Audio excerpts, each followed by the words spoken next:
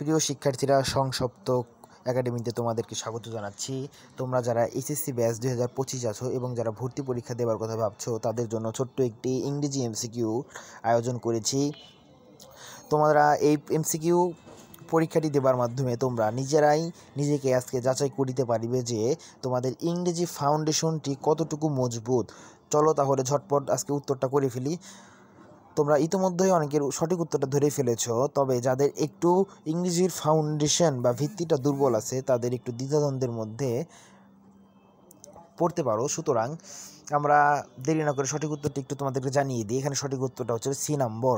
কেন এখানে সি নম্বর? কারণ হলো তোমরা অনেকেই জানো কিংবা নাও জানতে পারো। আমি ছোট্ট একটি তথ্য দিয়ে রাখি যে ইংরেজি কোনো পরিপূর্ণ বাক্য হতে হলে সেই বাক্যে অবশ্যই একটি ভার্ব থাকতে হবে।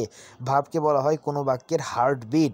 সুতরাং এখানে 3 নম্বরে দেখো স্পষ্ট একটি ভার্ব আমরা দেখতে পাচ্ছি যে গো হোম। Go home. সুতরাং এখানে সি নাম্বারটি সঠিক উত্তর। তবে তোমরা আরেকটি ইনফরমেশন জেনে রাখো যে এই গো ভার্বটির সাথে যখন আইএনজি যোগ হয় তখন সেগুলোকে আমরা বলে থাকি পার্টিসিপেল বা জেরেন্ড। তোমরা এই নাম দুটি অবশ্যই শুনেছ। তবে এই যে প্লেয়িং ফুটবল, গোয়িং হোম, এগুলো কি তবে কোনো বাক্য নয়? না, এগুলোকে আসলে কোনো বাক্য বলা যাবে না। এগুলো হচ্ছে এক একটি